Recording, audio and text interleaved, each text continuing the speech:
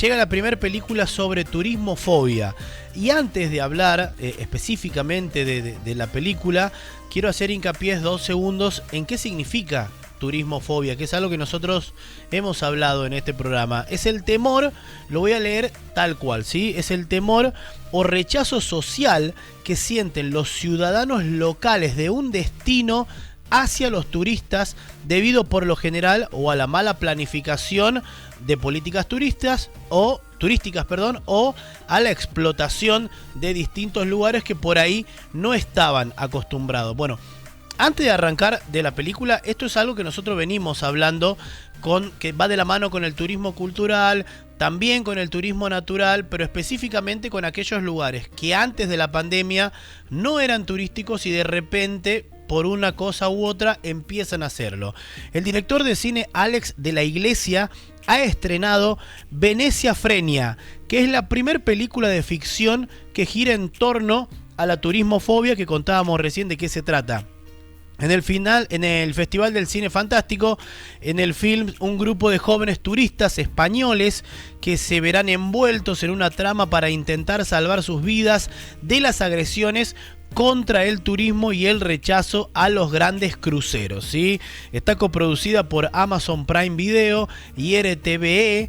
De la Iglesia también plantea en esta película un tema que estaba muy en boca antes de la pandemia, que es la sobreexplotación turística de algunas ciudades. En este caso, la ciudad de Los Canales, aunque el coronavirus haya dejado al desnudo cuánto necesitan algunos lugares a la vuelta de los turistas para salvar las economías locales. Bueno, yo leo esto de que tiene que ver con la película y viajo a noticias que nosotros ya hemos dado, ¿no? Sí, totalmente. De hecho, iba a decir la gran dicotomía, ¿verdad? De estos lugares que estaban explotados ya a nivel turístico, que esto estaba teniendo un impacto negativo, como vemos, no solo en el medio ambiente, que quizás sea lo más importante, sino también a nivel social, ¿no? Personas que realmente estaban ya rechazando esa forma de hacer turismo en su lugar, ¿no?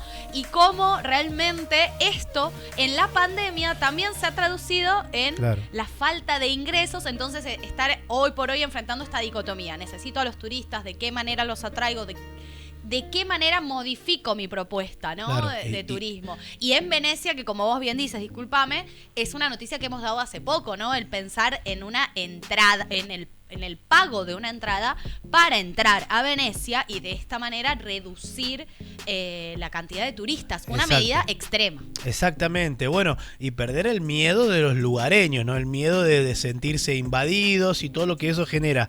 Con respecto a esto, en la conferencia de prensa de presentación de la película, el director dice: todo parte de un momento en que yo me reconozco a mí mismo como culpable visitando Venecia como turista, una ciudad que está desapareciendo por culpa de gente como yo y una ciudad que en mi caso se hunde poco más que con los demás. Bueno, él haciendo alusión y poniéndose en lugar de turista, el director de esta película, y hablando lo que genera de mala forma más allá de los ingresos económicos. En la película, como en la vida real, también señala de la Iglesia el director, la gente que visita las ciudades ve la realidad a través de un móvil y convierte la realidad en una especie de representación teatral. ¿Qué es esto lo que nosotros hablamos? Elegimos el lugar, quizás muchas veces sin conocerlo, a través de nuestros teléfonos celulares o de páginas o redes de internet, y después vamos y disfrutamos un momento de nuestras vidas, pequeños días, y nos volvemos. Y queda todo lo demás para los lugareños. Totalmente. Algo que hace mucho hincapié el director de esta película. Y sobre el rodaje, por último, en una Venecia vaciada por el confinamiento, porque se rodó así la película, de la Iglesia ha dicho que fue muy complicado el tener que trasladar el equipo en botes, lo que retrasaba los tiempos y les obligó a contar con un equipo eléctrico mucho más reducido. Bueno, es una noticia que creo que nosotros venimos hablando mucho. Bueno, incluso nos mirábamos con Eugenia cuando íbamos dialogando sobre de qué se trataba la película, y es nada más y nada menos que la vida real montada en un film que se llama Venecia Frenia y que pronto lo van a poder disfrutar en todas las salas de cine del mundo. Tengo ganas de verla. Y un dato más, ¿no? Ya que estamos hablando de Venecia específicamente, donde se rodó esta película y toda la problemática en derredor al turismo en este lugar. Recordar, por ejemplo, que desde el 1 de agosto se firmó un decreto en el que no hay más cruceros en Venecia. Gracias a, bueno, sobre todo, o por lo menos estimulado por una mega protesta que activistas hicieron en esta ciudad llamada No Grandi Navi. Y gracias a esto y a otras acciones también, bueno, desde el 1 de agosto no hay cruceros en Venecia. Así que lo vamos a seguir de cerca. Seguramente van a haber muchas novedades y es algo para seguir reflexionando, ¿no? Estamos en transición. Sí, y está el tráiler, obviamente, para que vean lo que es la película y puedan disfrutarla. Pero a nosotros queríamos traerla como noticia porque nos sorprendió tremendamente, cosas que nosotros venimos contando a manera informativa, que después ahora ya se la traslade a un film, ¿no? Tal cual, y me llama mucho la atención, ¿no? El director, ¿no? Que sea Alex de la Iglesia, que como sabemos él tiene un estilo bastante bizarro, exagerado, entonces va como al foco, ¿no? Exageradamente, quizás vamos a ver la película antes de opinar, pero como quizás de una manera más grotesca hacia el foco del problema, pero está bueno porque nos permite seguir reflexionando, que creo que es lo más importante en este momento. Y hablando en este bloque de noticias que son muy naturales, yo creo que no hay nada más natural que las propinas a nivel mundial.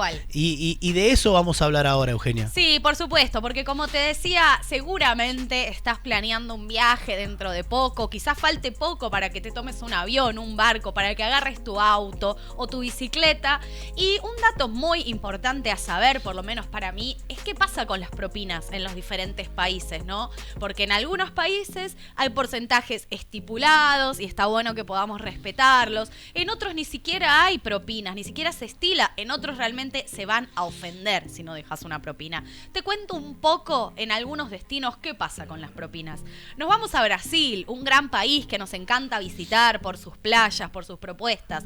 Un enorme país que tiene millones de atractivos para ofrecernos. Bueno, el dinero extra de un servicio para mozos de bares y restaurantes en Brasil suele estar incluido en la factura. Así que primero, ver en el recibo, ver en la factura si te lo han incluido, y es de un 10% de lo consumido. Sobre todo, por supuesto, en los lugares turísticos. Y lo suelen aclarar en el menú también. Si no es así, es bien visto dejar el mismo porcentaje cuando uno va a consumir a un bar, ¿no? En caso de que estuviese incluido, no está mal dejar un dinero extra, si pudieses, si así lo quisieras, en agradecimiento por el servicio prestado. En este caso, el término es gorjeta. Esto es interesante, ¿no? En Brasil, estamos hablando de propina en español. Esta propina que dejamos, inclusive extra al 10% que nos cobren en la factura al mozo, se llama gorjeta. Sí, incluso la palabra propina está mal vista en Brasil. Tal cual. Sí, hay que utilizar el otro término. En verdad ese término está asociado con una coima. Claro. Entonces, bueno, en Brasil está bueno también saber sobre los términos, no se dice propina. Nos vamos hacia Estados Unidos, ¿no? Que es reconocida como la capital mundial de la propina.